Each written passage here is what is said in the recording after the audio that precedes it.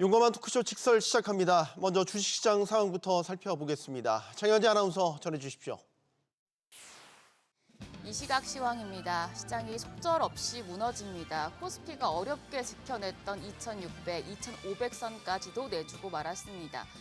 우리가 쉬는 사이에 뉴욕 증시가 스태그플레이션 우려의 검은 금요일을 보냈고 또 여기에 공매도가 재개됐고 또 이번 주 미국의 상호관세 부과까지 예정이 돼 있어서 여러 가지 악재와 부담이 겹친 것으로 풀이가 되는데요. 코스피가 2.27% 하락하면서 2,499포인트 가리키고 있고요. 코스닥은 그래도 낙폭을 조금은 축소해나는 모습입니다. 1.89% 내림세로 현재 680포인트 가리키고 있습니다. 수급 상황 보겠습니다. 유가증권 시장입니다. 오늘 외국인이 강한 매도 우위를 보여주고 있습니다. 3,754억 원, 4,400억 원 넘는 팔자 포지션 취하고 있고요. 이런 가운데 기관이 639억 원 순매수, 개인 역시 3,500억 원 넘는 매수 우위 보여주고 있지만 지수를 끌어올리긴 역부족인 상황입니다. 코스닥 시장도 보겠습니다. 코스닥 시장에서도 외국인은 매도 포지션 취하고 있습니다. 500억 원에 가까운 순매도 기록하고 있고요. 기관이 357억 원 매수 우위, 개인 역시도 162억 원 사자 포지션 취하고 있습니다. 그럼 유가증권 시장 시가총액 상위 종목 보겠습니다.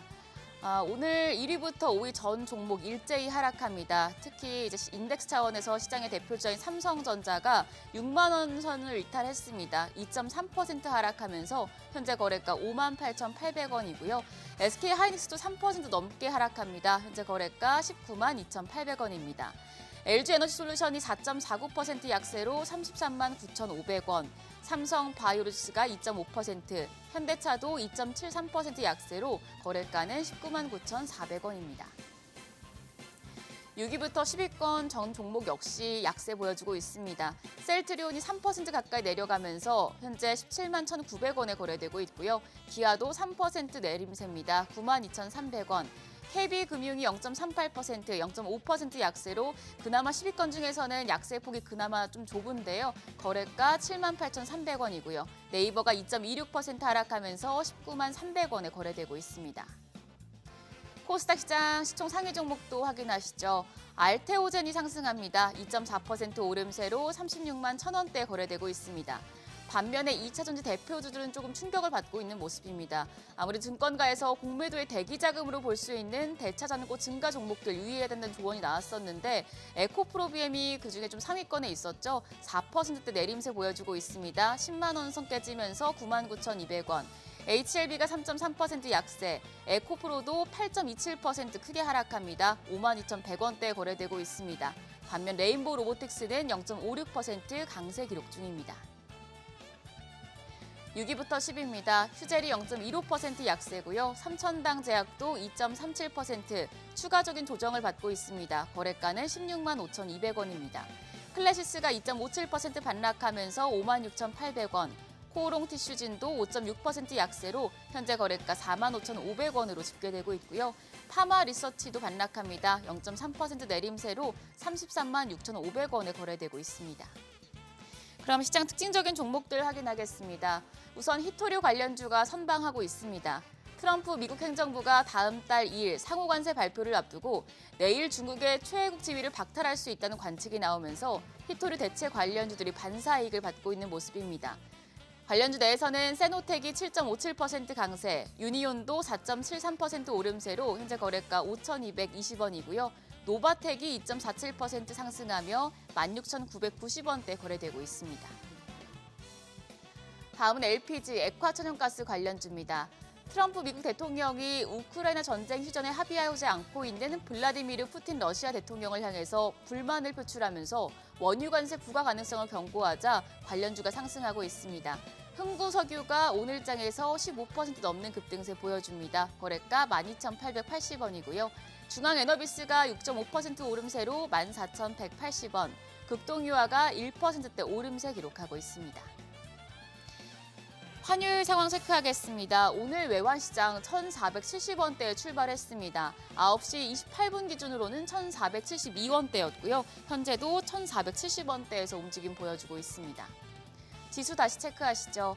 코스피가 2.18% 약세로 그래도 일단 2,500선을 지켜낸 모습이고요. 코스닥도 장 초반 대비해서 낙폭을 조금 줄여낸 모습입니다. 681포인트. 여러 가지 우려가 겹치면서 지수가 큰 낙폭을 보여주고 있습니다만 아직 장 초반이고요. 최근에 오전장과 오후장이 다른 흐름을 보인 경우가 많았기 때문에 시장 오후에 갈수록 하락폭을 많이 줄여내길 바라보겠습니다. 지금까지 시장 상황 전해드렸습니다. 네, 시장의 다양한 이슈들을 풀어보는 시장 따라잡기로 이어갑니다. 강관우 더 프리미어 대표 나오셨습니다. 안녕하세요. 안녕하십니까. 우리 장현지 아나운서가 낙폭이 오후장 들어서 좀 줄기를 바란다는 바람을 이야기를 했는데 초반은 낙폭이 너무 큽니다. 지금 그러게요. 2,500선도 결국 무너졌다가 지금 왔다 갔다 하고 있는 양상입니다. 지난주에 미국발 좀 악재들이 지금 여파가 좀 큰 것 같아요. 네. 지난주에 우리 시장도 갑자기 내려가기 시작했잖아요. 지난주에 거의 100포인트 가까이 일거에 이렇게 내려갔었는데 오늘 또 추가적으로 2,500선을 하회했다. 잠깐 이제 반등을 하고 있습니다만 결국은 이번 주가 상당히 이 지뢰밭 증시가 될 가능성이 크다 이렇게 보고 있어요. 어차피 스태그플레이션 공포가 지금 이제 계속적으로 불거져 나오고 있고 4월 2일 날 이제 관세 관련돼 가지고 이제 일단 제일 고조가 될 거고 우려가요.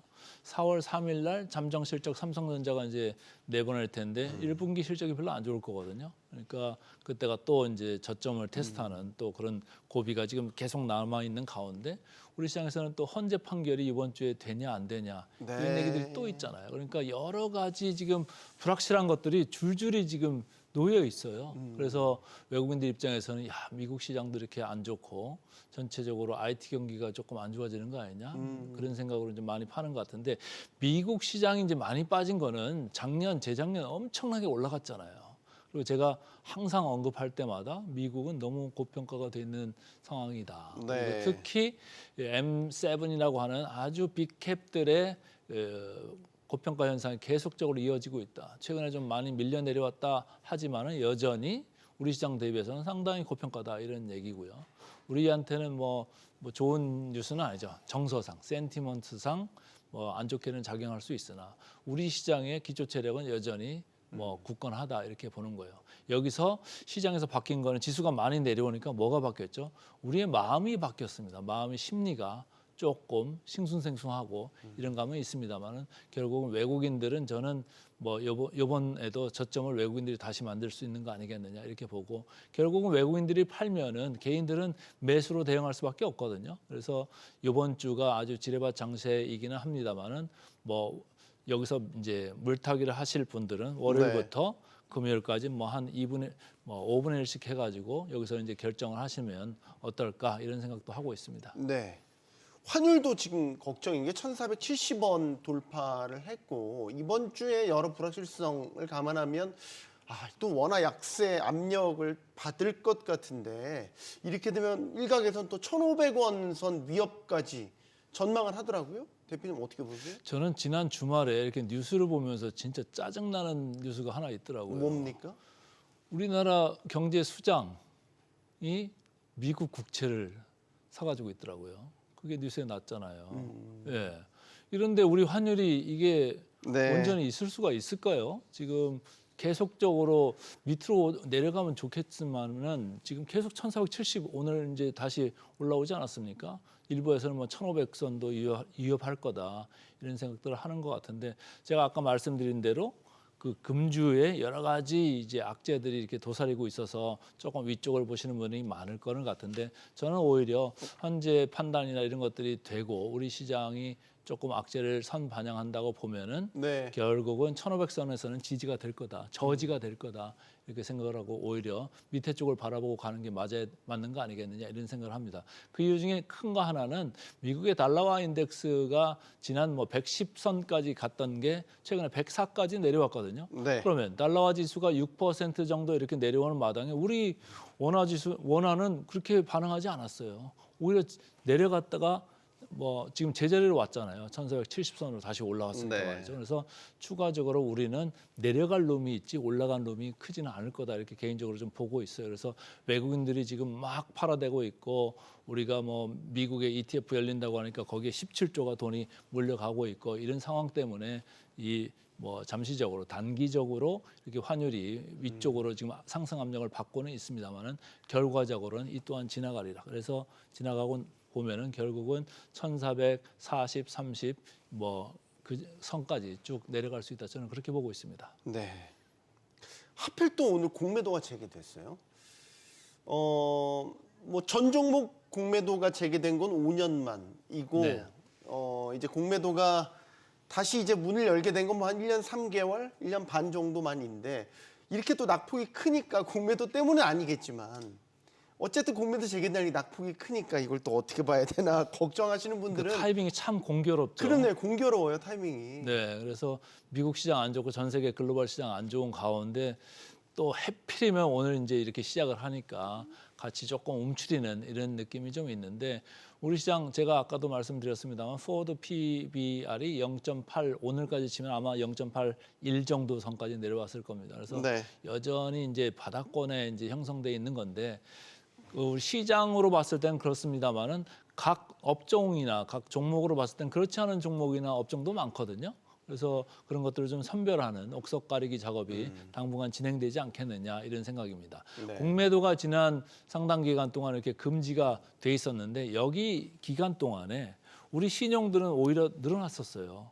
그래서 신용하고 공매도 이게 거의 반대로 외국인들의 놀이터였던 공매도 때문에 우리가 항상 불만을 가졌던 게 기울어진 운동장이다 이런 얘기들을 했었는데 네. 최근 이렇게 공매도가 금지된 기간에 있어서는 최근에 공매도 잔고율이 엄청나게 내려왔었거든요. 그래서 오히려 역으로 기울어진 운동장까지 갔었어요. 그런데 지금 이제 공매도가 재개된 시점이다. 그래서 여기서 우리가 두려워할 것은 조금 우려할 것은 네. 공매도 잔고가 너무 내려와 있기 때문에 위로 솟을 가능성이 커요. 공매도 잔고가 잔고가 네. 너무 낮아져가지고 거의 없는 수준까지 0.1%까지 내려왔거든요. 근데 이게 올라갈 가능성이 크다. 그러면 앞으로 중기적으로 조금 한 5조 정도 더 많게는 10조까지도 올라갈 수가 있어요. 정점 대비해서는 대차잔고를 공매도 잔고가. 공매도 잔고. 네. 그렇다고 보면은 저는 이게 순수하게 한쪽 방향으로만 공매를 치고 그 돈은 뭐 해외로 나갈 거냐 이렇게 생각하지 않습니다. 그 5조가 됐든 10조가 됐든 쌓이는 공매 잔고만큼 다시 롱 쪽으로 그러니까 매수 쪽으로 뭐 좋은 업종이나 주식들을 외국인들이 사들어올 거다. 그렇다고 보면은 우리 시장은 거래가 더 활성화될 수 있다. 이렇게 또 순기능도 좀 보고 있거든요. 네. 그래서 공매도를 반드시 너무 악재로만 취급할 필요는 없겠다. 이렇게 보고 있습니다. 자, 이번 주는 뭐 뭐니 해도 관세 이슈가 아마 최정점에 달할 것 같은데 일단 자동차에 대해서 25% 관세를 미국 트럼프 행정부가 때렸습니다. 그 여파로 지금 현대차, 기아가 주가는 좀 조정을 크게 받고 있는 이런 양상인 것 같습니다. 그런데 트럼프의 관세 부과 조치가 현대차, 기아, 현대차 그룹에 오히려 새로운 기회가 될 수 있다? 이런 분석도 나오던데 미국에 지금 신공장도 준공을 했지 않습니까? 근데 세상의 모든 일이 좋은 게 있으면 또 나쁜 게 있는 거예요. 양지가 있으면 음지가 있는 건데 네. 우리 전체 한국으로 봐서는 산업 공동화 현상을 조금 우려하는 목소리들이 있잖아요. 그럼요. 미국으로 공장 가니까 여기 어떡하냐 이런 얘기 하는 건데 미국 공장 가서 이제 알라바마 사바나에 지은 이제 그 공장이 준공했다는 그 뉴스를 쭉 보니까 네. 사람은 별로 없고 다 로봇이 다 기계화, 기계화돼 자동화 있고. 시켰더라고요. 예, 그리고 요번에 이제 다시 이제 86억 달러인가요? 더 나가는 그거 이제 공장을 하면은 추가적으로 더 이제 그쪽에서 현지 생산을 많이 늘리겠다는 건데 그런 걸로 해가지고 어쨌든 트럼프를 달래보고 관세에서 조금 비켜나가려고 했습니다만은 결국은 완성차가 됐든 부품이 됐든 지금 관세를 매기겠다는 거잖아요. 그래서 영향권이 있고 최근에 나온 이제 자료들을 제가 쭉 보니까 네. 이런 이제 관세가 부과되는 조치 때문에 현대차 그룹의 영업이익이 전체적으로 30% 내외 줄 수 있다. 이런 또 추정들이 나오더라고요. 네. 그래서 외국계에서도 나오고 국내계에서도 신용평가기관에서 이제 나온 바가 있는데 그런 게 이제 주가에 들어오고 있는 거죠. 그러나 우리 이제 제가 그래프를 하나 가져왔습니다만 네. 외국인들의 지분율 변화가 그렇게 크지 않아요. 현대차나 기아나 이렇게 외국인들이 이렇게 많이 팔고 나가는 분위기가 아닙니다. 제가 볼 때는 현대차 최근에 미리 고점 가서 미리 뭐 많이 밀려 내려온 바는 있습니다만은 기아가 됐든 현대차가 됐든 이렇게 같이 위쪽으로 다시 우상향하는 이런 외국인 지분율 차트를 그려내고 있다. 그래서 크게 뭐 쫄 필요는 없다. 네. 이런 생각을 하는 거고요. 또 밸류에이션 차트도 제가 하나 볼까요? 25년 PER 밸류에이션 차트를 이렇게 보시면은 전 세계에서 뭐 비교가 되지 않을 정도로 상당히 낮은 기아 그리고 현대차의 25년 PER 되겠습니다. 이게 보면은 PER이 거의 뭐 4배, 4배밖에 안 되잖아요. 너무 낮네요. 뭐 이런 PER 테슬라가 몇 배였죠? 잠깐 갑자기. 테슬라가 100배 근처입니다. 네. 네, 그렇기 때문에 우리가 뭐 그 센티먼트나 지금 시장의 심리가 많이 위축됐기 때문에 네. 현대차나 막 기아나 오늘도 얻어맞고는 있습니다만은 우리가 이런 거를 볼 때는 우리가 진짜로 너무나 저평가돼 있는 나라고 너무나 저평가돼 있는 자동차 업종이 있구나 이런 생각을 하시면은 제가 아까도 말씀드렸습니다만은 뭐 이렇게 주가가 쭉쭉 밀릴 때마다 여기서 좀 사들어가도 좋겠다. 근데 지금 PER 차트만 이렇게 보여드립니다만은 여기 배당도 또 많이 해요. 그렇죠. 현대차는 네, 배당 배당 많이 상당히 하죠. 많이 하거든요. 네. 그리고 조만간 뭐 언제가 될지는 모르겠습니다만은 현대차 그룹의 지배구조 개선, 이게 순환출자구조 이게 해소될 날이 얼마 안 남았어요. 네. 제가 볼 때는 빠르면 금년, 늦어도 내년에는 될 가능성이 크다. 그리고 이렇게 주가가 많이 요동치고는 있습니다만은 밸류에이션이 싼 현대차 그룹입니다. 그래서 제가 볼 때는 마찬가지로 계속적으로 장기로 보시고 끌고 가시는 게 어떤가 이런 생각을 하고 있습니다. 반도체주는 아직 관세를 맞은 건 아니에요. 근데 잠재적인 관세 대상이 될 수도 있고 업황은 지금 범용 메모리 중심으로 살아난다라는 이야기도 있지만 AI 수요가 좀 줄어들었다는 이야기도 있고 호재와 악재가 이상하게 교차를 하면서 가늠하기가 좀 쉽지 않은 국면인 것 같은데 삼성전자 이번 주 실적 발표도 앞두고 있고 반도체주는 어떻게 보십니까? 일단 삼성전자가 방향을 잡아줘야 되는데 이번에 이제 6만 선을 넘어갔다가 오늘 다시 내려왔죠. 이제 6만 선 밑으로 다시 내려왔어요. 네. 이번에 이제 잠정 실적이 나올 거잖아요. 근데 시장에서는 어쨌든 삼성전자 1분기 잠정 실적이 생각보다 좀 안 좋을 거다. 이런 얘기들을 많이 하잖아요. 그래서 네. 그거를 좀 테스트를 하겠죠. 그걸 주가적으로 풀어보면 뭐 한 5만 8천에서 오늘 5만 8천 선 왔습니다만 5만 7천에서 5만 8천 선에서 어느 정도 주가가 거기서 이제 지지를 받으면서 테스트를 시도할 가능성이 크다. 이렇게 이제 보는 건데 또 같이 있는 게 SK 하이닉스잖아요. SK 하이닉스는 삼성전자와 달리 또 HBM에서 시장 선도력, 지배력이 좀 있는 회사인데 미국의 엔비디아라는 회사가 주가가 자꾸 밀리다 보니까 SK 하이닉스까지도 영향을 주고 있다. 근데 우리가 항상 견주어 볼 게 그러면 이 회사의 뭐 물론 이제 그로스 모멘텀이나 이런 거는 사이클이 비슷할 수는 있습니다만은 네. 이게 적정 가치가 어디가 있는 거냐라고 봤을 때는 다른 얘기거든요. 그래서 제가 그런 그림 같은 것도 좀 보시면은 최근에 목표 주가 추이를 제가 좀 봤어요. 근데 네. 하이닉스도 그렇고 삼성전자는 이제 내려와 가지고 거의 이제 옆으로 나란히 하고 있는 이런 상황인 것 같고 하이닉스는요 오른쪽 위에 보시면은 빨간 줄로 제가 표시를 했는데 계속 이렇게 위쪽으로 올라가고 있잖아요. 그러면 주가가 내려가면 무슨 현상이 있죠? 주가 목표 주가하고 괴리가 현재 주가 있죠. 괴리가 점점 벌어지는 거예요. 그러면 좋은 저가 매수 찬스가 될 수도 있는 거다. 그래서 제가 볼 때는 물타기를 하실 분들이나 신규로 들어가실 분들도 네. 이제는 뭐 이번 일주일을 오히려 저가 매수 타이밍으로 보는 게 맞는 거 아니냐 이런 생각을 하고 있습니다. 그래서 반도체가 우리 시장의 시가총액을 상당히 차지하고 있기 때문에 삼성전자 뭐 저점은 저는 지났다 이렇게 보는 거고 밑에보다는 위로 가고 있다. 오늘도 이제 시장을 보면은 전체적으로 연기금이 벌써 한 250억 넘게 순매수하고 있고 기타 법인 그러니까 삼성전자 자사주 사는 거거든요. 벌써 10시 조금 넘어가면서부터 250억. 그러면 양대 그 매수 세력이 지금 500억 정도 하는 건데 매일 최근에 뭐 하루에 보면은 최소 1,000억씩 이상씩은 그 양대 세력이 사 들어오고 있거든요. 그러니까 네. 우리나라 뭐 매수 기반이 어느 정도는 지금 구축돼 있는 가운데 외국인들이 일시에 그 뭐 매도 물량을 밀어내면은 그거는 어쩔 수 없이 홍수가 갑자기 막 나면은 그 피해는 어쩔 수가 없잖아요. 그러나 지내놓고 나면은 그때가 저점일 가능성이 크다. 그러니까 그 기업, 산업 내면을 조금 샅샅이 뚫어지게 이렇게 보시고 밸류에이션 항상 견주는 그런 습관을 들이시면 좋을 것 같습니다. 미국으로 다시 한번 가보죠. 지금 나스닥이 지난주 마지막 거래일에 2% 넘게 크게 빠졌습니다. 좀 회복되는가 싶으면 다시 또 크게 빠지고 빅테크에 대한 걱정을 또 다시 안 할 수가 없는데 여전히 우리 서학개미들의 투자 비중이 높습니다.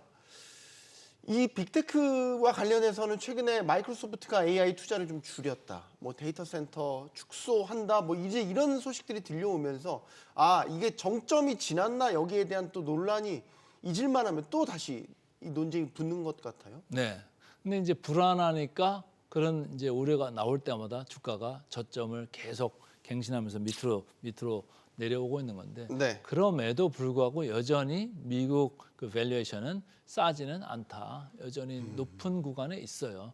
이제 과거에 보면은 미국으로 계속 사람도 가고 돈도 가고 다 이렇게 가지 않았습니까? 네. 그런 가운데 미국 시장이 상당히 위로 이렇게 올라갔었는데 너무 위로 갔던 거죠. 그래서 예. 지금 내려오는 과정에 있는 것 같고 우리 시장은 그렇지 않다 이렇게 계속 제가 강조를 해드리고 있습니다. 최근에 이제 우리 서학개미들이 가장 많이 가지고 있는 게 뭐 테슬라, 뭐 엔비디아 재밌는 이런 쪽에 이제 흥미가 있지 않겠습니까? 근데 네. 테슬라 또한 실적으로만 보면은 지금 저주가는 유지되기가 쉽지는 않다. 오히려 완전 자율주행이나 휴머노이드나 이쪽에서 뭔가 그 숫자들을 보여줘야 되는데 아직까지 그런 숫자는 보여지고 있지 않다. 또 엔비디아도 계속적으로 뭐 마이크로소프트 얘기도 있습니다만은 뭐 딥시크발 계속 악재가 여전히 유효한 상황이다 이렇게 보는 거잖아요. 거기에서 이렇게 물음표를 가지는 사람들이 많으니까 그러면 이 성장 모멘텀이 앞으로 좀 많이 사그라지는 거 아닌가 이런 이제 우려들을 하고 있는 가운데 밸류에이션이 많이 내려왔습니다. 지난 한 2달 전 대비해 가서 벌써 선행 PR이 10배 정도가 내려왔어요. 3분의 1 정도가 선행 PR이 내려온 지금 이런 상태거든요. 그래서 네. 차트만 하나 제가 보시면 예. 선행 PR 그 미국계 기업들 빅테크를 제가 이제 준비를 하나 해왔는데요. 테슬라 같은 경우에 지금 보시면은 105배입니다. 그 105배 정도로 나오고 있고요. 제가 아까 말씀드린 엔비디아 가운데 이렇게 노란색으로 제가 표시를 했습니다만은 24배 수준으로 이제 조금 내려와 있어요. 그래서 주가가 상당히 지금 뭐 30% 내외로 이렇게 조정을 받은 가운데 선행 PER도 얌전히 이렇게 내려와지고 있다. 그래서 전반적으로 이제는 뭐 크게 여기서 추가적으로 추가적으로 공포를 느낄 필요는 없겠다 이런 생각을 좀 하고 있는 주식입니다. 그래서 테슬라 쪽은 제가 조금 아직도 안 좋게 보고 있고 엔비디아는 이제는 뭐 이제 매수 영역에 들어오고 있다. 그래서 다른 그 빅테크들을 보셔도 뭐 애플도 29배 여전히 조금은 높죠. 그런데 이제 엔비디아는 우리 시장에 가장 영향을 많이 주는 이런 주식이고 제일 오른쪽에 마이크론 같은 경우도 10배까지 내려왔습니다. 그러니까 최근에 주가가 조금 너무 거세게 뭐 반응을 해가지고 조금 내려온 감이 있는데 이 정도 내려왔기 때문에 여기서 우리 관련주들이 삼성전자나 하이닉스나 연결되어 있는 마이크론 여기서 9배, 8배 여기까지 내려올 수가 있을까 이런 생각을 하시면은 우리도 반도체주를 역으로 봤을 때 아 이제 우리도 뭐 바닥에 가까웠구나 이렇게 읽으셔도 될 것 같습니다. 미장 전체적으로 보면은 예를 들어서 하락장의 초입인 건지 이제 단기 그 조정을 좀 끝내고 다시 슬라이스하게 우상향하는 방향으로 가는 건지. 저는 우상향이라고 이렇게 생각하고 있지는 않아요. 네. 계속 제가 방점을 두는 게 고평가라는 게 제가 상당히 우려된다. 그것 때문에 우리 시장에 그 리스크가 있다면 미국 시장이 조정을 받는 게 우리 시장한테 영향을 끼칠 수 있다. 그것 빼고는 우리는 오히려 좋은 쪽으로 좀 볼 필요가 있다. 계속 반복해서 말씀을 드려왔는데 미국 시장은 저 S&P 기준으로 뭐 지금 5,500 거의 중반까지 왔습니다만은 5,500 선이 거의 바닥이라고 보면은 뭐 오늘 내일 정도에서 미국도 다시 반등할 가능성이 크고 모든 심리들이 다 위축돼 있잖아요. 그리고 네. 위쪽으로 봤을 때는 S&P가 뭐 다시 올라간다고 해도 한 6천 정도 그러니까 한 10% 내외 그 정도의 박스권으로 계속 상반기 내내 진행될 거다. 여기서 우리가 관세나 뭐 이런 거 관련해 가지고 더 악재가 추가적으로 있을까? 이런 생각을 하면 추가적인 것보다는 여기서 상호 협상을 통해 가지고 관세율을 조정을 해서 밑으로 내리면 내리지 25%라는 데에서 여기서 갑자기 뭐 50%나 100%로 올라가면서 진짜로 무역 전쟁이 더 이렇게 확산되는 이런 거는 상정하고 싶지도 않고 그럴 가능성이 저는 없다고 보거든요. 그렇기 때문에 지금은 악재를 가장 많이 반영하고 있는 셀링 클라이맥스 거의 근처에 다가오고 있다 이렇게 보고 있습니다. 알겠습니다. 시장 따라잡기 여기서 마치겠습니다. 강관우 더 프리미어 대표와 함께했습니다. 고맙습니다. 맞습니다.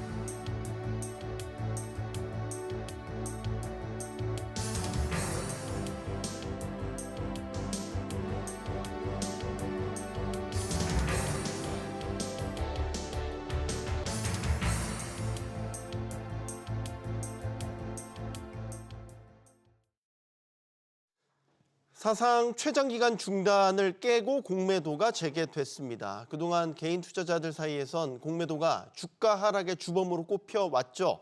그런 만큼 이번 전면 재개를 두고 시장의 변동성이 커질 것이란 우려도 나오고 있습니다. 반면에 외국인들 자금 유입 효과로 주가에는 긍정적인 영향을 미칠 것이다. 이런 기대감도 돌고 있는데요.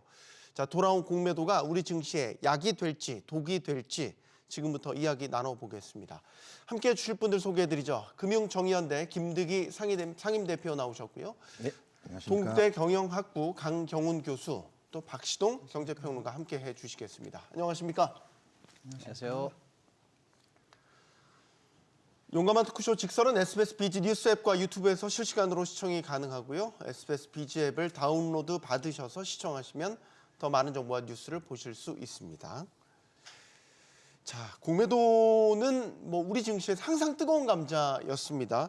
자, 먼저 공매도에 대한 입장부터 묻고 본격적인 토론 시작하겠습니다. 이게 공매도라는 게 정말 개인 투자자들한테 손해를 안기는 제도인가? 그동안 그래 왔는가? 그래서 물론 중단된 면이 있긴 하지만 제도 개선이 이루어졌고 이제 다시 재개가 됐단 말이죠. 지금 시점에서 공매도에 대한 평가를 좀 다시 해봐야 될까? 어떻게 보십니까? 저는 이제 공매도의 순기능, 그러니까 시장 가격을 가열을 조정한다든가 진정시킨다든가 이런 순기능도 있는 것을 인정하고요. 네. 다만 부정적인 게 너무 커서 공매도에 대해서 제도 개선을 이야기했던 게 예전에는 심지어 이메일이라든가 팩스라든가 전화 한 통화도 이 공매도를 할 수 있었거든요. 그러다 보니까 그러니까 일반 투자자들 입장에서는 공매도가 불공정하다라고 생각할 수밖에 없던 요인들이 컸고 제도상 공매도 자체가 개인보다는 기관들한테 유리한 제도거든요. 네. 왜냐하면 그 주가가 상승할 때는 다 같이 주식 거래를 할 수 있는데 주가가 하락할 때는 일반 개민들은 땅만 치고 손만 애타게 있는데 다른 쪽 기관들이나 외인들은 공매도로서 또 돈을 벌 수 있는 아니면 그 리스크를 다시 보장할 수 있는 복구할 수 있는 게 있다 보니 제도상 불공정하다는 입장들이 있었고 또 하나는 무차익 공매도가 이루어지다 보니까 저거는 불법인데 왜 이루어지지? 여기에 대한 또 불공정이 있기 때문에 두 가지 요인들이 다 섞이다 보니까 공매도 자체가 일반 투자자 입장에서는 악의 근원으로 생각한 거죠. 네. 근데 이제 어쨌든 이번에 정부가 발표했던 것들은 저희들도 줄기차게 요구했던 것들이거든요. 원천적으로 무차익 공매도를 막아달라. 네. 그게 어려우면 상시적으로 불법 공매도가 적발될 수 있는 시스템을 도입하자. 아니면 그 빌려주는 기관들을 동일하게 하자. 지금 이제 90일에서 최소한 1년 12개월까지 했는데 그전에는 그런 기간들에 대한 명시적인 게 없다 보니까 계속 연장한다는 불만들이 굉장히 많았고 그게 불공정 사례 대표적인 예시로 있었거든요. 뭐 그것도 이번엔 손을 본 것 같고 그다음에 우리 엄벌해야 된다. 그러니까 불법 공매도에 대해서는 시장 교란 행위로 보고 엄벌해야 된다고 했는데 그 엄벌이 어쨌든 강화된 측면에 또 있다 보니까 제 개인적 입장에서는 이번에 공매도가 재개되는 데 있어서는 우리 요구들을 다 반영했기 때문에 마냥 재개는 반대할 수 없으나 네. 다만 실시된 것들이 그걸 충실하게 시장에서 신뢰를 회복할 수 있느냐 요거는 계속 점검해 봐야겠다 이 말씀을 드리고 싶습니다. 네. 금융당국이 이번에 재개되기 전에 뭐 몇 번에 걸쳐서 시뮬레이션도 돌려보고 공개적인 자리에서 이제 이 시스템이 가동되는 이런 것도 막 보여주고 그랬잖아요. 기본적으로 비쌀 때 주식을 빌려가지고 먼저 팔고 쌀 때 갚는 개념인 거잖아요. 네. 이번에 공매도 제기가 됐단 말이죠. 네. 기대 반 걱정 반인 것 같습니다. 교수님은 어떻게 보십니까? 저는 뭐 공매도라고 하는 게 그 유력한 그뭐 투자 기법의 하나죠. 그래서 이제 그 주가가 하락할 것 같다라고 예상을 하면 공매도를 해서 오히려 수익을 실현할 수 있는 거지 않습니까? 네. 근데 이제 그동안 문제가 됐던 거는 개인이 공매도를 하기는 굉장히 불리하고 기관이 이제 공매도를 수월하게 하니까 이게 일종의 이제 기울어진 운동장이다. 네. 그리고 이제 방금 전 대표님께서 말씀하신 것처럼 그 법으로 금지되어 있는 이제 무차입 공매도를 많이 그 관행적으로 이제 많이 하다 보니 이런 것을 막아달라라는 것이었는데요. 이번에 이제 제도 개선이 돼서 그 기울어진 운동장도 거의 이제 평평하게 거의 이렇게 만들어졌고 무차입 공매도에 대해서는 뭐 어쨌든 전산 시스템을 정부 당국이 만들어서 거의 뭐 그 다 가려낼 수 있다고 하니까 저는 공매도가 이번에 재개된 것은 뭐 투자자 입장에서도 나쁘지만은 않은 뭐 그런 그 개선이라고 생각합니다. 이제 정말 다 걸러내는 건가요? 이제 불법 공매도 다 잡아낼 수 있는 겁니까? 시스템으로 말이죠. 네, 일단은 단기적으로나 그다음에 약간 개별 종목적으로는 공매도 재개 이후에 조금 충격이 있을 것 같습니다. 예, 그동안 뭐 사실 횟수로 3년이에요. 워낙에 이제 금지된 기간이 있었기 때문에 네. 이 물량이라든지 이 시스템을 소화하는 데 따른 적어도 완충 기간은 좀 필요할 거라고 봅니다만은 제가 볼 땐 과거에도 한 3개월 정도 지나고 나면 시장이 금방 회복해서 오히려 상승했었거든요. 근데 저는 이번에 3개월보다 더 짧게 봅니다. 네. 그 이전에 바로 이제 공매도 물량을 소화하면서 저는 오히려 중기라고 말하기도 뭐한 정도로 더 짧게 사실은 시장이 더 상승할 거라고 보는데요. 그 전에 사실은 우리 이 개인 투자자분들이 공매도 관련해서 불만이 있었던 거는 무차입 공매도 잡아달라는 거하고 소위 말하는 이제 기울어진 운동장 좀 평평하게 해달라 이런 요구는 줄기차게 있었는데 그 요구를 이제 받아 안는 것까지는 좋았는데 지금 거의 횟수로 3년인데 만으로 거의 1년 반 정도 되는 이 기간을 기약 없이 공매도를 전면적으로 금지했거든요. 외국 시장에서 볼 때는 한국이 무슨 일 났어 싶었을 거예요. 정상적인 시장에서 공매도가 기약 없이 이렇게 전면적으로 금지된다? 이건 뭐 거의 시장 마비거나 뭐 네. 코로나거나 IMF거나 이 정도 수준 아니고선 있을 일이 없는 조치였거든요. 이 조치가 너무 부작용이 저는 컸다고 봐요. 그래서 이제 사실은 이 기간 동안의 주가 상승률도 물론 하나의 이유로 말씀드리기는 어렵습니다만 특히 작년만 해도 사실 주가 관련해서 전 세계 상승률을 봤을 때 우리가 거의 꼴찌거든요. 네. 뭐 한간에 나오는 얘기가 전쟁하는 러시아나 팔레스타인보다도 낮았다 이런 얘기가 나오는 게 그러니까 이제 그러니까 공매도와 관련된 제도 어떤 개선의 요구는 있었으나 네. 이거를 너무 급작스럽고 전면적으로 금지하다 보니 오히려 주가가 상승되기는커녕 하락되는데 오히려 일조했다 저는 그렇게 보고 이번에 다시 이제 제도적으로 보완을 해서 시행됨으로 인해서 단기간에 물량이 소화되는 바람에 조금 충격이 있을 수 있으나 이것은 수급으로 봐도 그렇고 우리 시장에 대한 어떤 그 접근성, 선진 시장으로서의 도약 이런 걸 봤을 때는 중장기적으로는 제자리를 찾아가는 과정, 호재 이렇게 좀 볼 여지가 있다 이렇게 봅니다. 우리가 이제 그 어쨌든 공매도는 주가 하락에 배팅하는 주식 투자 기법이니까 공매도가 금지되면 어쨌든 주가가 이게 과열이든 아니든 증시가 좀 부양될 거라는 기대감을 막연하게 갖고 있는데 완전 180도 다른 양상이었죠. 공매도 전면 금지했을 때 주가 좀 올랐죠. 1개월 동안은. 근데 저는 그러니까 공매도가 금지 아니면 공매도가 전면 개재된다고 해가지고 일정 정도 영향을 미칠 거 있겠지만 근본적인 거는 자기 시장의 체력이라고 저는 보고 있거든요. 그러니까 지금 주가가 하락하는 이유가 오늘도 많이 하락을 했는데 언론에서는 공매도 재개 때문에 하락한다고 하는데 그게 공매도 재개에 대한 영향도 있을 수 있겠지만 사실은 트럼프 대통령의 자동차 관세 20%라든가 관세율이 굉장히 시장에 미쳤던 영향이 크고 그 이전에도 마찬가지로 저는 미국 트럼프 대통령이 당선된 이후에 한국 주가는 더 이상 빠지기 시작을 했거든요. 그다음에 계엄 사태가 터지고 나서 정치적 리스크가 컸고 그러니까 이런 영향들이 있었지 이걸 꼭 꼬집어서 공매도가 전면 금지되었기 때문에 이 시장이 뭐 어디 아까 팔레스타인보다 주가가 더 떨어졌다라고 이야기하셨는데 네. 그러지는 않을 거라 보고 있고요. 그다음에 하나 바로 잡고 싶은 게 무기한 전면 금지를 시켰던 게 아니라 금융당국은 전산을 개발할 때 이 무차익 공매도 시스템을 막을 수 있는 전산을 개발하고 나서 이제 재개하겠다 했기 때문에 근거 없이 금지시킨 건 아니라고 보고 있고요. 제가 보기엔 아직도 마무리가 좀 안 된 것 같아요. 금융당국이 발표한 내용들을 보면. 그래서 시스템을 지금 그래요? 도입을 했는데 네. 계속 들여다보겠다, 보완하겠다라고 하는 이유를 보면 네. 그래도 또 외부적 요건에서 공매도 재개의 필요성을 느끼기 때문에 일단 재개하고 가는 거 아닌가 하는 의심도 있다 이 말씀을 드리는 게 그러니까 전면 금지에 대한 요구들이 있었던 것들은 시스템 때문에 그런 거였거든요. 그럼 또 하나가 마치 기울어진 운동장을 하시면서 개인으로 이야기를 하시는데 공매도는요. 실질적으로 70%가 기관이 하고 있고요. 그러니까 그러니까 외인들이 하고 있고 그다음에 우리나라 기관까지 포함하면 한 90%가 되고요. 네. 실제 개인은 한 10% 정도 하는 경우들이 많았거든요. 제가 분석했을 때. 네. 그러면 그 개인이라 하면 슈퍼 개미를 말하는 거거든요.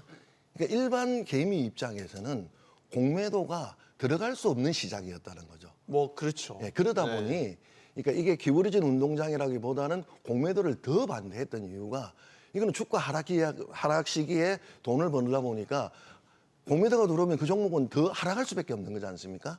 그러다 보니 내 종목이 공매도 때문에 더 떨어진다라고 이야기하고 외인들만 배부른다. 심지어 뭐 국부 유출까지 이야기를 하시면서 반대 주장을 했던 게 저는 근본적인 게 시장에 대한 불신이 아니었나 싶어요. 그러니까 무차익 공매도가 이루어지는 게 계속적으로 반복적으로 이루어졌는데 저는 참 답답한 게 이게 한 해 두 해 문제가 아니었거든요.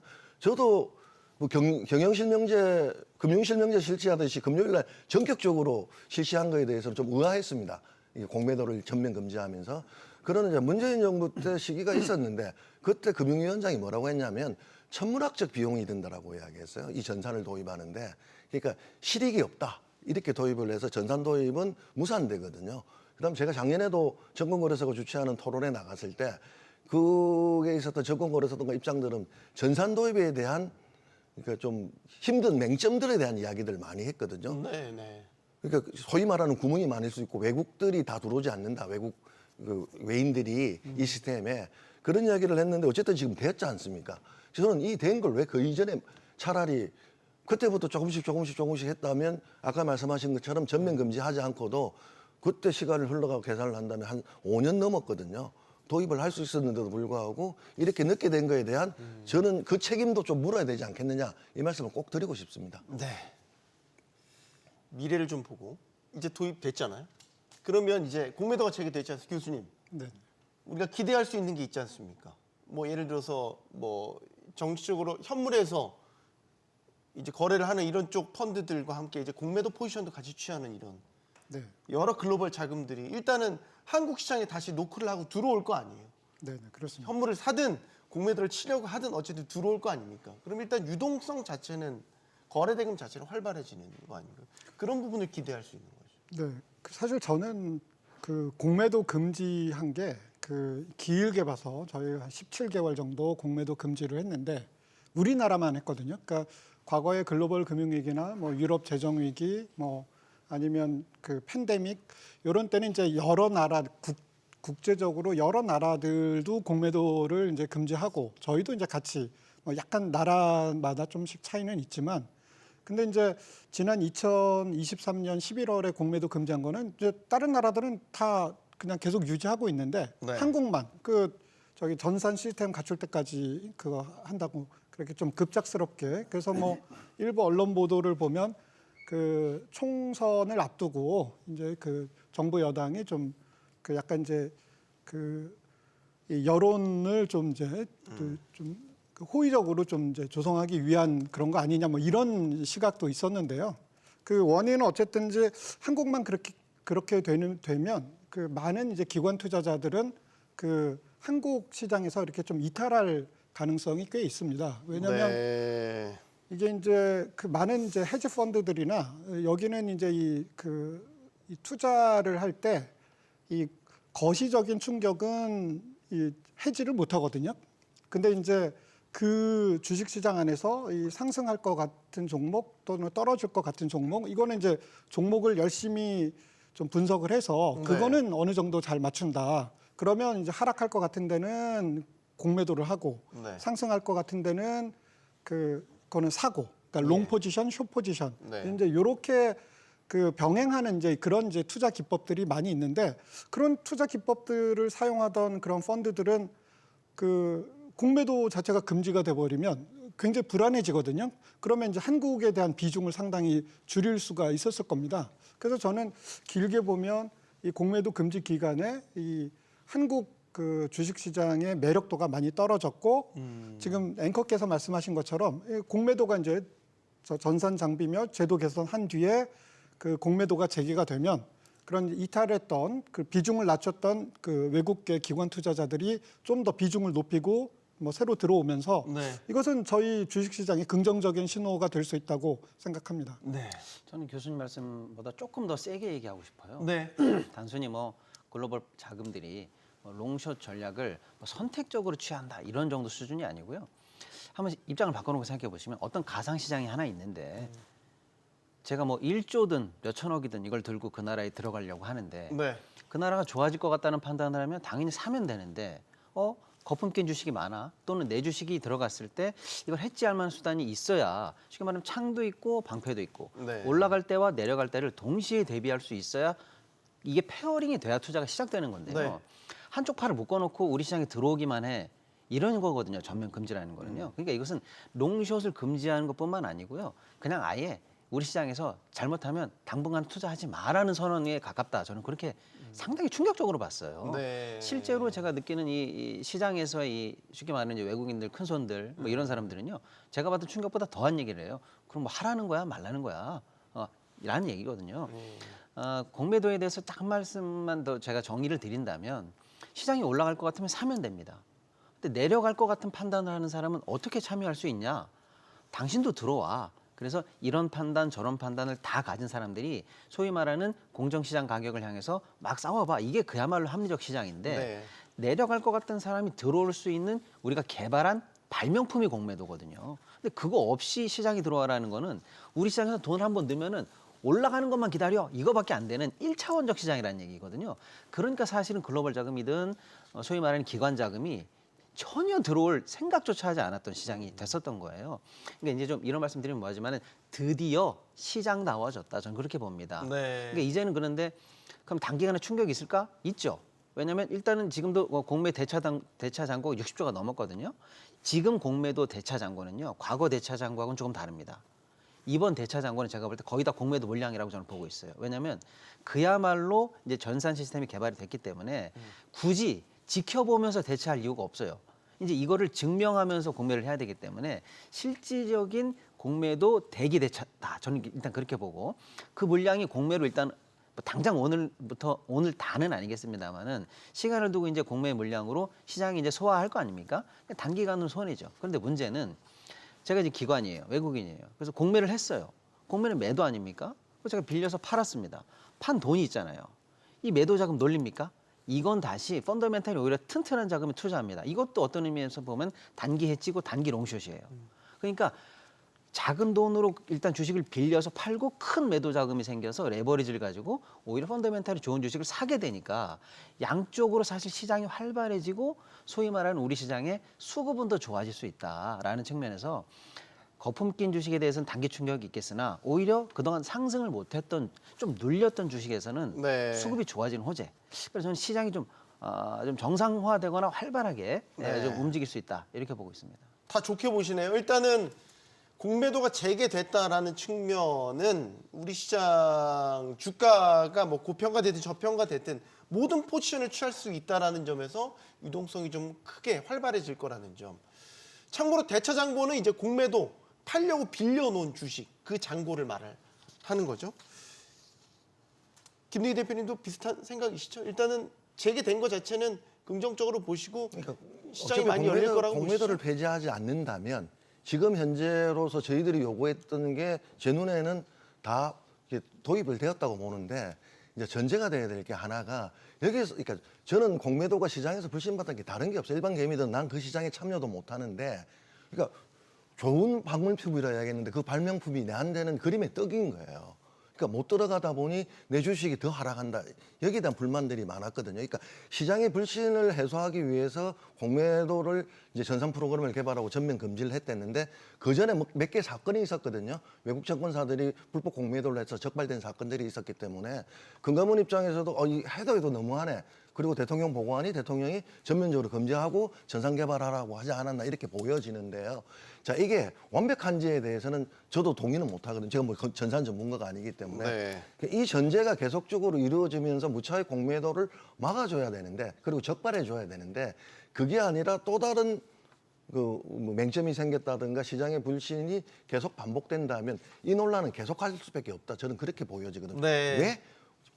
이 태생 자체가 일반 투자자들에게는 참여할 수 없는 기울어진 운동장이기 때문에 네. 아무리 유동성이 공급되고 뭐가 확대된다 하더라도 나한테는 기회조차도 열리지 않기 때문에 불공정하다고 볼 수 없는데 이게 이제 말 그대로 그렇게 시행이 돼줘야 되는 거죠. 저는 이제 이게 대차 기간이 1년으로 했거든요, 최장. 이걸 또 스리슬쩍 연장해주면 안 된다고 보는 거죠.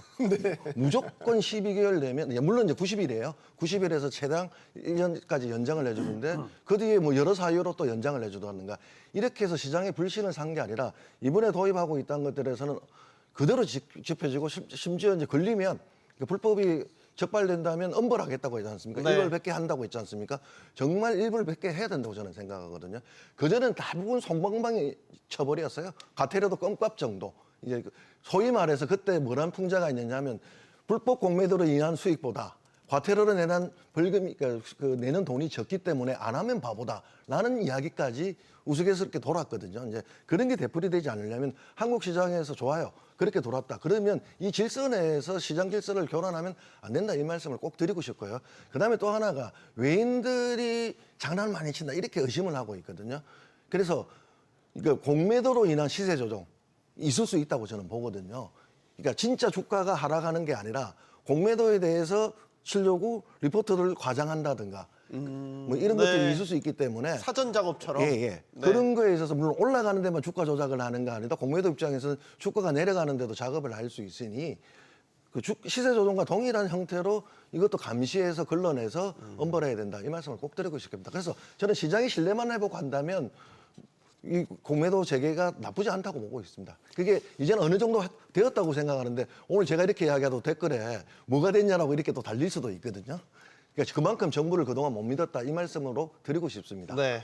저는 이번 시스템 개편 개혁 요거는 조금 이제 아직 시작은 안 해봤습니다만은 좀 높게 평가합니다.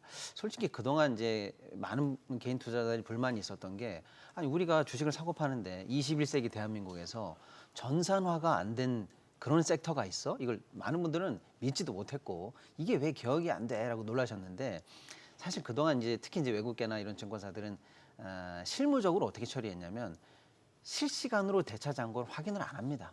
수기로 했기 때문에. 그래서 예를 들어서 우리 회사에 지금 빌려오는 대차가 만약에 100개가 있어도 네. A 부서가 90개 하면 나머지 10개가 남아야 정상인데 제가 뭐 C 부서가 다시 이번에 20개를 더 했습니다. 그러면 총 30개야, 20개야. 이거를 자기네들도 사실 잘 몰랐어요. 그래서 거래가 끝난 다음에 수기를 맞춰보는 게 솔직히 현실이었습니다. 그러니까 왜 무차입 공매도가 시스템적으로 발생했냐면 솔직히 말씀드리면 대부분의 사실 증권회사가 저는 이제 불법을 일부러 고의적으로 하지 않았다고 믿습니다만 그랬다고 치더라도 네. 적어도 이런 시스템이 느슨하다는 것 정도는 활용할 여지가 충분히 있었거든요. 그래서 야 내일 맞추면 되지 뭐 잔고야 이런 정도로 좀 느슨했어요. 근데 지금 이번에 바뀐 시스템의 제가 볼 때 핵심은 물론 우리 대표님은 그 대차를 회수해야 되는 날짜니 뭐니 이런 것들도 중요하게 보십니다만 제가 가장 중요하게 보는 거는요. 실시간 잔고를 확인한다는 거예요. 대차 잔고를. 그래가지고 주문을 낼 때 우리 회사가 갖고 있는 대차 잔고가 지금 0입니다라고 하면은 자동으로 주문이 안 나가는 시스템 한 번 네. 시스템으로 거치고요. 그거를 거래소에 보고해서 2차적으로 잔고를 계속 맞춰가는 시스템으로 가겠다는 거거든요. 여기에서도 누수가 날 수 있죠, 만약에 한번. 근데 이번에 누수가 나면은요, 이건 과거의 누수랑 다릅니다. 과거는 느슨한 시스템 내에서의 좀 뭐랄까 유혹을 느끼는 정도였다면 이번에 시스템이 개편되고 나서 만약에 무차입 공매도가 나왔다. 네. 이거는요, 시스템을 적극적으로 좀 심한 말로 하면 해킹했거나 뚫고 들어간 거거든요. 그러니까 이제는 만약에 무차입 공매도가 잡힌다면 과거의 처벌과는 완전히 다른 적극적인 고의 무차입 공매도를 했던 고의성이 아주 이제 이번엔 거의 확실한 수준으로 가지 않으면 뚫기 어려운 시스템까지는 된 것 같아요. 그런 측면에서 이제 소위 말하는 무차입 공매도가 횡행하는 시장은 아니게 됐다. 요 정도까지는 좀 신뢰가 올라가지 않을까라는 기대는 좀 있습니다. 네. 중요한 건 이제 가장 문제 삼았던 무차입 공매도. 주식 안 밀렸는데 빌린 것처럼 매도 주문 내는 거 아니겠습니까? 이게 나중에 수기로 전산화되기 전에 수기로 맞추는 과정에서 이제 결국에는 주가의 하락폭을 더 크게 만들고 이게 이런 과정에서 개인 투자자들이 많은 손해를 보고 그래서 기울어진 운동장이라고 계속 얘기했던 거고.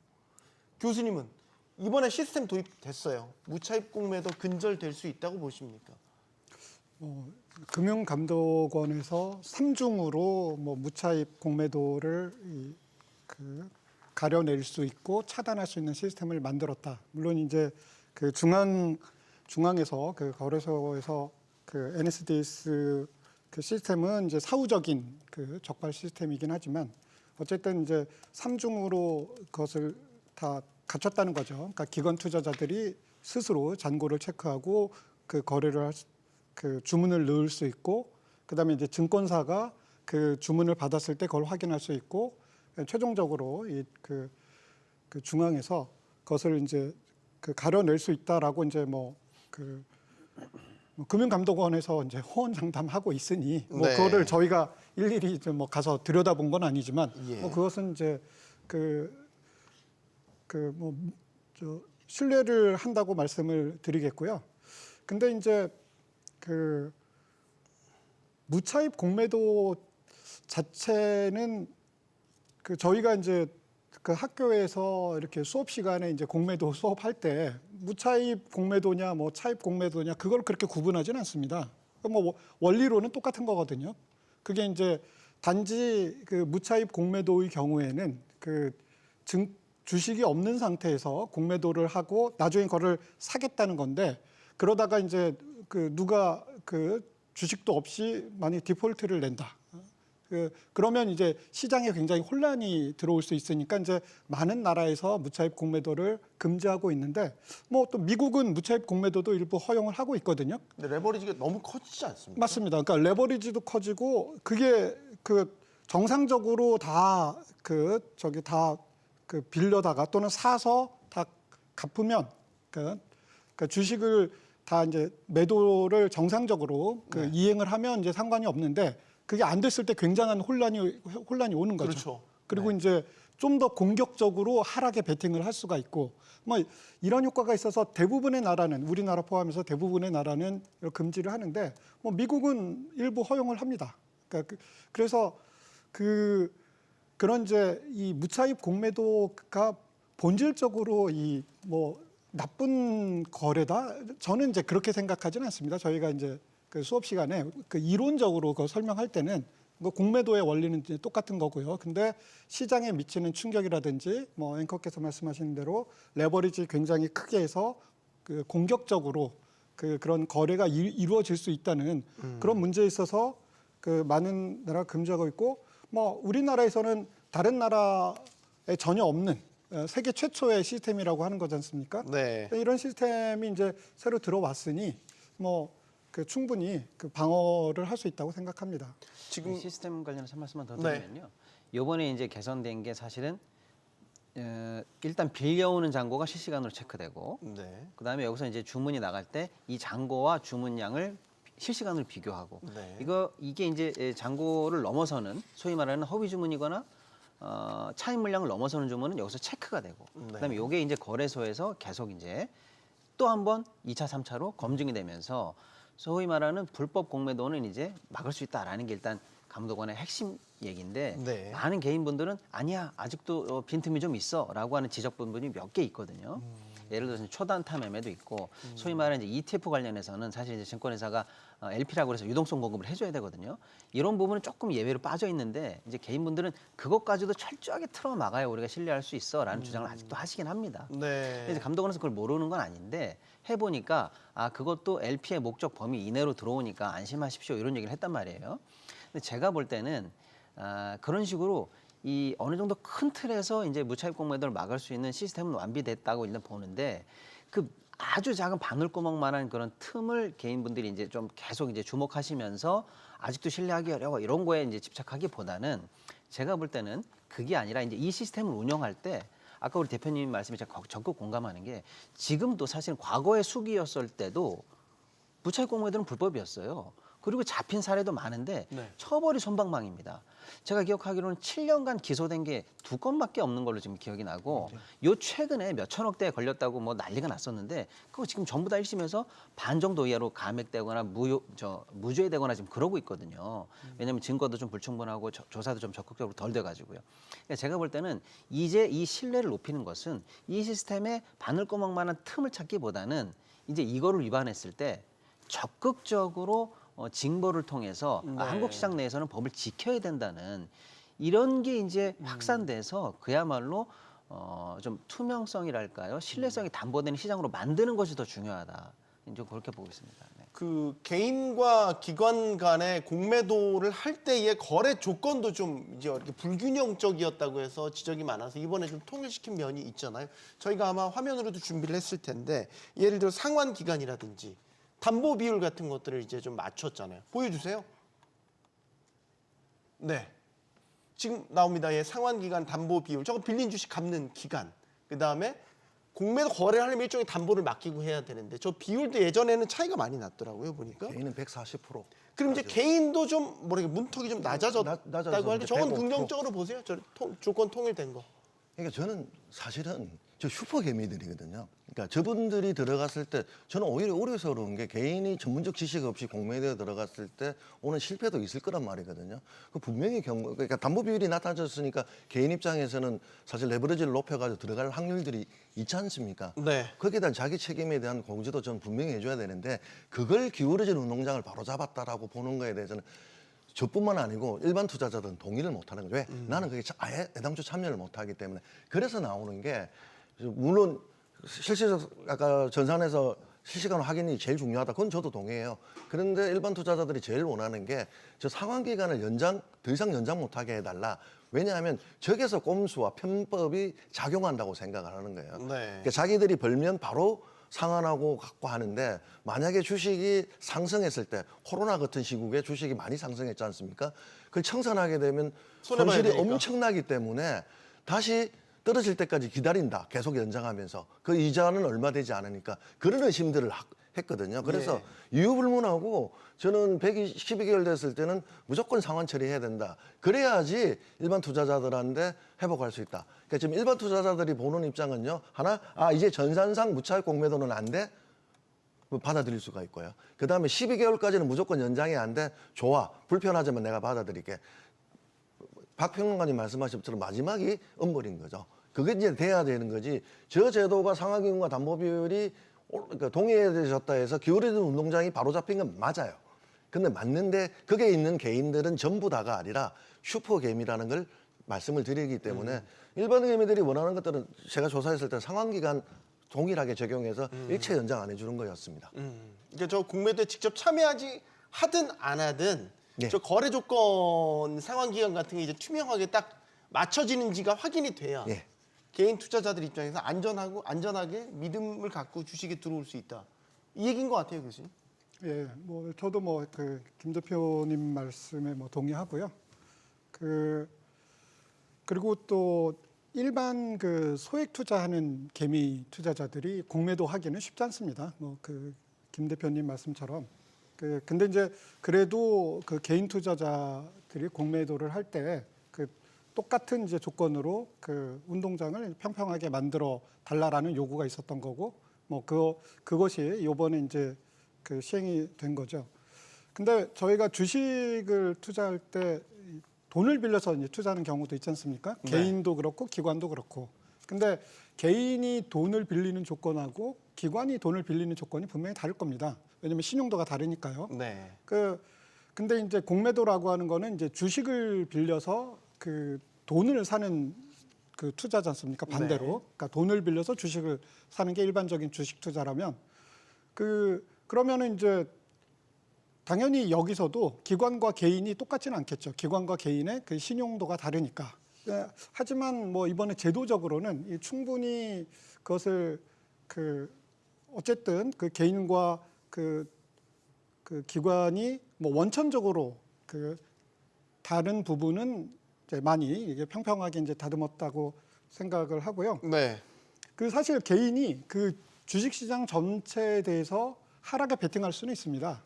뭐 인버스라든지 아니면 그걸 2배 뻥튀기한 곧버스라든지 이런 걸 투자를 할 수 있는데 그 개별 종목에 대해서 어떤 종목은 이건 하락할 것 같고 어떤 종목은 상승할 것 같고 이거에 대한 이제 그 투자가 어려웠었는데 네. 그것이 이번에 뭐 허용된 것은 아까 말씀드린 것처럼 긍정적인 신호라고 볼 수 있겠습니다. 저는 이번에 이 기울어진 운동장이 많이 평평해졌다는 데는 동의를 하거든요. 근데 이제 그 결과로 개인들이 공매도 시장의 진입 장벽이 낮아졌다. 이렇게 보기엔 좀 어려울 것 같아요. 왜냐하면 오히려 그렇게 쉽게 접근해서는 안 된다라고 저는 말씀드리고 싶은데 네. 이론적으로는 예를 들어서 주식을 10,000원에 샀다. 원금이 10,000원이죠. 예. 그런데 이제 최대 손실은 잃어봐야 영원 빵원이 되는 거니까 손실은 10,000원이에요. 이익은 무한대로 갈 수 있는 거죠. 이론상으로는요. 근데 손실이 이제 보통 주식은 정해져 있단 말이에요. 100%죠. 근데 공매도는 반대입니다. 공매도는 빌려다갔다 결국에는 갚아야 되기 때문에 이론적으로는 이익이라고 해봐야 100%예요. 그런데 손실은요. 사서 갚아야 되기 때문에 이론적으로는 무한대입니다. 그러니까 오히려 개인들은 지금 이 그러니까 기울어진 운동장이 평평해졌기 때문에 내가 공매도를 더 해야지 네. 이렇게 판단하시면 조금 위험하고요. 여전히 공매도는 어려운 분야이고 위험한 분야입니다. 좀 조심하시기를 말씀드리는데 한편으로는 뭐냐면 왜 이번에 기울어진 운동장을 평평하게 맞춘 게 효과가 있냐면 그동안 가장 문제가 됐던 건 뭐냐면 기관이나 외국인들은 대차를 사실상 계속 연장할 수가 있었어요. 그럼 뭐예요? 떨어질 때 결국에는 배팅해 놓고 조만간에 안 떨어졌어. 그러면 이제 사서 갚아야 되는 이른바 숏 커버링이 나와줘야 정상인데 숏 커버링을 무한대로 늦출 수가 있다. 이거는 어마어마한 무기가 있었던 거거든요. 자신의 패배를 인정하지 않는 거죠. 그렇죠. 무기한 미루는 거죠. 예, 자신의 전반 패배 후반이 선언을. 끝났는데 연장전, 재연장전, 제재연장전이 계속 갈 수 있다는 얘기인데 그게 이번에 어쨌거나 1년으로 멈췄다는 것은 한 번은 사서 팔고 다시 하더라도 한 번은 경기를 끝내준다는 거거든요. 그건 그러니까 이번에 기울어진 운동장 평평한 것은 개인에게 진입이 쉬워진다는 느낌보다는 기관에게 무기한으로 줬던 무기 하나를 뺏었다. 이런 측면에서 좀 의미가 있다 이렇게 저는 봅니다. 그래서 또 하나 제가 첨언드리고 싶은 게 추가로 이제 제안을 드리고 싶은 정책은 다른 게 아니라 이제 참여하자는 일반 투자자들 있지 않습니까? 네. 그래서 아무것도 할 수 있는 게 없지 않습니까? 근데 이제 무차익 공매도를 했을 때 정부가 처벌을 하고 하지만 내 손해를 회복되지는 않거든요. 불법 공매도에 대해서. 그래서 유일하게 우리나라 시장에서 인정하고 있는 게 주식에서는 집단소송제가 자본시장법에서 허용하고 있거든요. 그래서 불법 공매도에 대해서는 집단소송이 가능하게끔 이 개시를 바로 해달라. 왜 이 말씀을 드리냐면 어차피 집단소송을 하려면 이게 또 사전허가제입니다. 이게 집단소송에 해당되는지 안 해당되는지 1심, 2심, 3심을 거치고 나서 그다음에 본소송을 가거든요. 근데 불법 공매도에 대해서는 이것은 사전에 집단소송 대상자로 보고 바로 본심으로 갈 수 있도록 좀 교환을 한다면 투자자들 입장에서는 이게 참여하는 투자자 입장에서는 불법 공매도가 나왔을 때 내 대응할 수 있는 대응력이 생기지 않을까. 그래서 좀이라도 불공정하는 것들을 좀 달래기도 할 수 있다. 저는 그렇게 보고 있습니다. 네. 자, 이제 공매도가 어쨌든 오늘부터 공매도가 재개가 됐습니다. 중요한 건 이제 앞으로 나타날 양상이겠죠.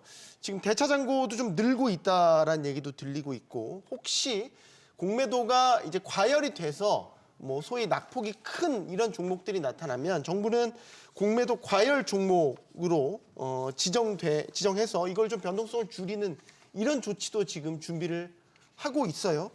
어떻게 보십니까? 예전에 혹시 기억하실지 모르겠지만 공매도 세력과의 전쟁 뭐 이런 표현 써가면서 개인 투자자들 서로 뭉치자 막 이렇게까지도 막 무슨 마치 영화처럼 말이죠. 이런 일이 있었거든요. 재현될까 이런 뭐 이런 식의 양상들이 말이죠. 개인과 어떤 외국인 기관의 세력 대결. 교수님께 먼저 듣겠습니다. 사안에 따라서 벌어질 수도 있죠. 이게 우리나라뿐 아니라 미국에서도 있었죠. 예, 기관 네. 투자가에서 개인이 승리를 한 위대한 날이다 어쩌고 그렇게 하고 우리나라에서도 이제 그런 움직임이 있었는데 이게 사실 개인 투자자들이 연대를 해서 공매도를 막아내서 오히려 더 큰 수익을 얻는 그게 쉽지는 않겠고 지금은 우리나라 주식시장에 대해서 개인 투자자들이 상당히 많이 이제 실망을 해서 국장을 벗어나는 것은 지능순이다 젊은 친구들 사이에서는 그런 이야기까지 한다고 하니까 일단은 이제 우리나라 주식시장에 대한 이제 신뢰도도 좀 더 회복하고 네. 그리고 이제 개인 투자자들도 좀 더 돌아오고 그런 과정에서 좀 전에 많이 말씀하신 것처럼 이제 이 시한이 1년으로 정해져 있으니까 그런 상황에서는 그것도 가능하리라고 생각합니다. 공매도를 놓고 개인과 기관 간의 이 치열한 전쟁. 미국에서 한두 번 눈길을 끄는 사건이 있었는데 게임스탑. 그렇죠. 뭐 대표적인 거죠. 그렇죠. 네. 그런데 예를 들어서 전반전은 사실 개인들이 이겼는데 최종적으로는 개인들이 졌어요. 사실은요. 네. 물론 그 중에 기관 몇 군데가 파산하긴 했습니다만 개인이 그럼 승리했느냐? 그렇지도 않거든요. 그러니까 사실은 기관과 개인 간의 이 전쟁이 났을 때 개인이 이기기는 쉽지 않고 특히 우리나라에서는 아직 그렇게 드라마틱한 사례가 성공한 적이 별로 없습니다. 네. 재작년에 2차 전지 특정주 한두 개를 가지고 사실 50만 원 선, 80만 원 선을 놓고 한번 크게 붙은 적은 있습니다만 그것도 사실은 지금 보면 주가가 항상 미치거든요. 그래서 이걸 이제 전쟁을 염두에 둔다. 그렇게 보기엔 조금 어려울 것 같으나 다만 그런 식의 어떤 과열 시장에 이제 공매도를 둘러싼 과열이 있을까봐 이번에 추가적으로 당국이 준비한 조치가 뭐냐면 이제 이 과열 종목을 지정하는 제도를 뒀거든요. 그래서 예를 들어서 당일 공매도 자금이 늘어났다, 전일보다 2배 이상 늘어났다라든지 하면은 적절하게 이제 과열로 지정함으로써 약간 쿨링 시키는 제도를 두거든요. 저는 이것은 지금 사실 제가 처음에도 말씀드렸습니다만은 전면 공매도 재개는 5년 만이고요. 지난번에 금지시킨 이후에 다시 재개하는 것도 사실 1년 반 만이라서 네. 단기 충격은 분명히 있을 거거든요. 그럼 있겠지라고 하고 그냥 넘어갈 문제가 아니고 네. 이 부분에 대해서도 조금 단기 충격을 완화할 수 있는 조치는 사실 필요했거든요. 그런 의미에서 지금 당국이 준비하고 있는 과열 종목 지정 제도는 어느 정도 쿠션 역할은 좀 할 수 있다라고 좀 기대를 걸어보고 있습니다. 알겠습니다. 우리 주식시장에서 관심을 갖고 있는 또 다른 쟁점이 있습니다. 바로 상법 개정안입니다. 얼마 전 국회를 통과한 상법 개정안을 두고 여러 목소리가 나오자 최근 이복현 금융감독원장 자기의 직까지 걸 정도로 추진 의지를 드러내기도 했죠. 일단 이복현 원장의 발언 듣고 다음 토론 이어가겠습니다. 최종 결정권이 없다는 점에서는 다 원업됨이고 다 n분의 1의 의견을 내는 것인데 이제 금융감독원만 의견을 내라 마라 이런 것들은 솔직히 말하면 그 자체가 올 것 아닌가. 저는 자본시장 선진화와 관련돼서 모든 거를 걸고 험한 길을 마다하지 않겠다고 지금 나서고 있는 상황인데 솔직히 다른 말씀을 하신 분들께서는 무엇을 걸 것인지. 네, 이복현 금융감독원장의 말을 들으셨어요? 모든 것을 걸고 상법 개정안을 그대로 관철시키도록 하겠다. 이게 이제 금융위원회 안에 금융위원장과는 또 다른 의견이어서 충돌하는 양상도 비춰지고 있고 일단 현재 한덕수 권한대행이 이른바 거부권을 행사할 수 있는 시간이 이제 5일이니까 결정을 아마 가타부타 했겠죠. 거부할 것이다라는 전망이 지금 나오고 있기는 한데 일단 어떻게 보십니까? 이 상법 개정안 수용해야 된다고 보십니까? 거부가 맞다고 보십니까? 저는 한덕수 부총리가 지금까지 했던 글로벌 스탠드를 이야기한다면 당연히 수용해야죠. 그러니까 지금 우리가 논쟁을 했던 공매도도 마찬가지고 한국 시장이 저는 떨어졌던 원인 중에 하나가 우리 시장, 그러니까 우리 기업들이 불투명 운영도 외국에다가 불신을 주는 것 또한 있거든요. 그러면 지금 이제 바꾸는 상법 개정안이 회사에서 주주 가치를 보호하겠다면서 주주 한정 글자 들어가는 거잖아요. 그러면 선진국 미국 입장에서는 우리나라 이 시장에 있어서 좀 더 투명하게 들여다볼 수 있기 때문에 글로벌 스탠다드 입장이라고 그동안 누누이 했던 우리 한덕수 부총리 입장에서 저는 통과해야 되는 게 맞는데 부정적으로 보죠. 왜냐하면 워낙 재계들이 이 한 글자 들어가는 게에서 난리가 나는 게 심지어 소송 남발 이야기하거든요. 네. 저는 솔직히 이해가 안 되는 게 아니 저 소송 많이 해봤거든요. 쉽지 않습니다. 그 소송 들어가는 데 있어서 지금 집단 소송 유일하게 흘러가 있는 그 정권 시장도 그거 하나 들어가려고 하는데도 쉽지 않은데 네. 이걸 주주들이 소송할 수 있다, 남발한다. 그러면 제일 큰 의무는 남발도 없겠지만 불법 안 하면 되잖아요.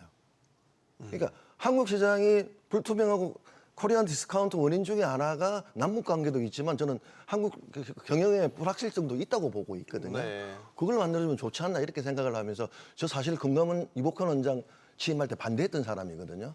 그런데 MBK 처리하는 데서 뭐 새빨간 거짓말 이야기라든가 네. 소신 가지고 하는 거 보실 때 제가 괜히 낙제점을 줬다 이 생각은 좀 하고 있을 만큼 네. 저는 직을 걸고 하는 그 직은 이제 얼마 남지 않은 직이 무슨 의미가 있겠냐마는 네. 그래도 저렇게 이야기해 주는 게 공직자로서는 저는 올바른 자세다 이렇게 보고 있습니다. 네.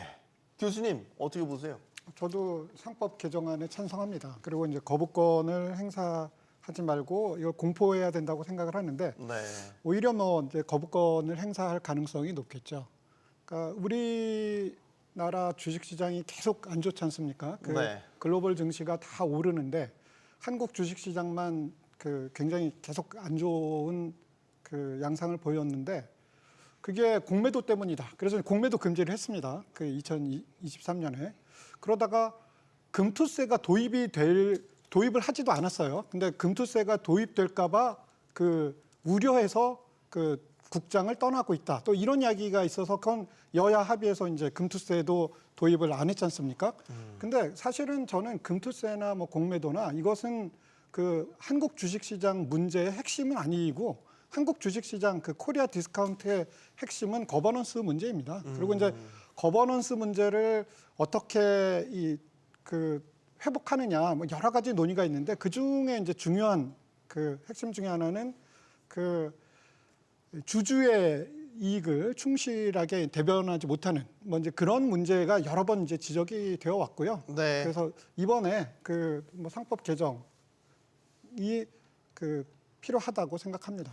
재계는 적극 반대하고 있습니다. 쉽게 말해 한덕수 권한대행이 거부권을 행사해 달라고 요구를 하고 있습니다.